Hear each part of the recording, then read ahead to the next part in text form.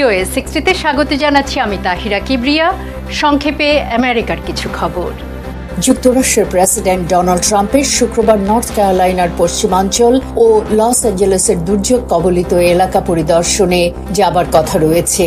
গত বছর ঘূর্ণিঝড় হেলিন যে রাজ্যগুলোতে আঘাত এনেছিল তার মধ্যে সবচেয়ে বেশি ক্ষতিগ্রস্ত হয়েছিল নর্থ ক্যারোলাইনা। সোমবার ক্ষমতা গ্রহণের পর এটাই ট্রাম্পের প্রথম সফর।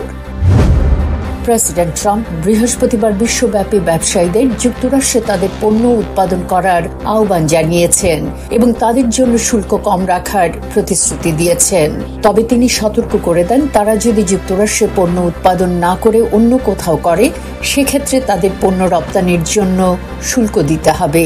সুইজারল্যান্ডের দাভোসে ওয়ার্ল্ড ইকোনমি ফোরামে কর্পোরেট নেতাদের সঙ্গে ট্রাম্প ভিডিও আলোচনা করেন। প্রেসিডেন্ট ট্রাম্প বৃহস্পতিবার 1960-এর দশকে president John F Kennedy, senator Robert Kennedy এবং নাগরিক অধিকার নেতা মার্টিন লুথার কিং জুনিয়রের হত্যাকাণ্ড সম্পর্কিত সরকারি ফাইল জনসাধারণের জন্য প্রকাশের এক আদেশে স্বাক্ষর করেন। এর আগে ট্রাম্প শেষ ফাইলগুলো প্রকাশের প্রতিশ্রুতি দিয়েছিলেন। আজ এ পর্যন্তই। Tahira Kibria, voice of America, Washington.